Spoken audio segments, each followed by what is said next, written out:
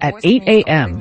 Kyiv time on November 6th, polling stations in the United States of America finally closed, and the vote count is already underway. According to preliminary information, Donald Trump, who has already declared himself the 47th President of the United States, is on his way to victory. 47-м президентом Сполучених Штатів. Бачимо, що наразі настрої більш позитивні панують саме у At the moment, the mood is more positive at Donald Trump's headquarters, while in the Democratic districts, sadness and disappointment are already felt, as the Democratic candidate Kamala Harris failed to win, which some even predicted. Donald Trump gave a so-called victory speech to his supporters in Palm Beach. І, власне кажучи, Дональд Трамп виступив у Палм-Біч перед своїми прихильниками із так званою переможною промовою. І під час цього виступу політик, власне, during which he stated that he would try to stop all wars, probably referring to all conflicts that erupt in the world, including the Russian-Ukrainian war. He also claimed that there had been no wars during the 4 years of his previous term. Let me remind you that Donald Trump was president from 2016 to 2020. Війни. Я нагадаю, що президентом Дональд Трамп був з 2016 по 2020 рік. It is also worth noting that the vote count is still ongoing, but Trump has already declared himself President of the United States of America. And during his speech, he said that this will be the time when Americans, quote, will regain control of their country. No more soldiers during my term. I am going to stop the war.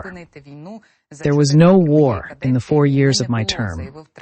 He also mentioned that taxes would be reduced.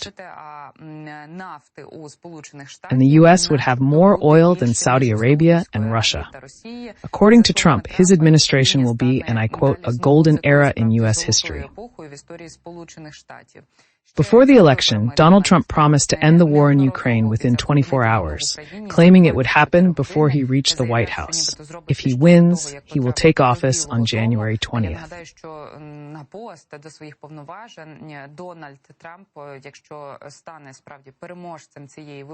He did not express a specific plan on how he plans to do this, how to end the war, although we can rely on his previous statements when he said that Ukraine would have to negotiate with the Russian Federation.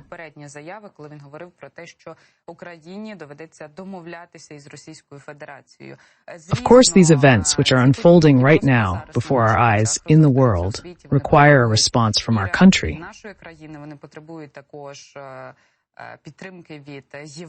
And support from Europe, which is also watching what's happening in the United States. So let's talk about that a little bit.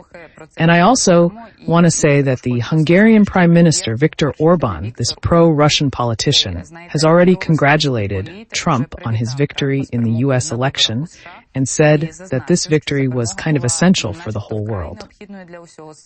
Now we can see the words on the screen, and the Austrian Chancellor has also made a statement of congratulations.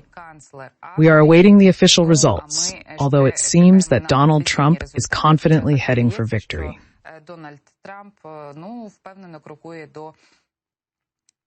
I would also like to remind you and emphasize that the Republicans won a majority in the United States Senate in this election, and international and American media are now leaning towards such predictions.